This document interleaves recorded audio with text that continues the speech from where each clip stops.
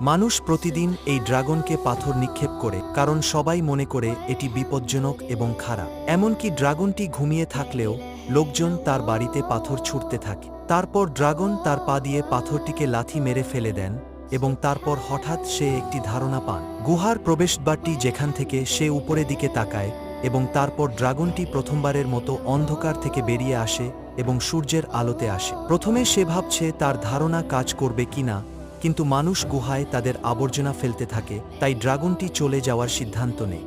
পরের রাতে ড্রাগনটি সমস্ত নিক্ষিপ্ত পাথর এবং আবর্জনা সংগ্রহ করতে শুরু করেন এবং 1 বছর ধরে তা চালিয়ে যান। কয়েক দিনে সে পাথরের একটি টাওয়ার তৈরি করে ফেলে। এখন তার জীবনে প্রথমবারের মতো সে এই গুহা থেকে বেরিয়ে আসতে চলেছে, যা তার 100 বছরের সাধনা ছিল। তারপর ড্রাগন স্তূপে উঠে এক লাফ দেয় এবং উপরে যায়। আপনার মতে ড্রাগনটি ভালো না খারাপ ছিল তা কমেন্টে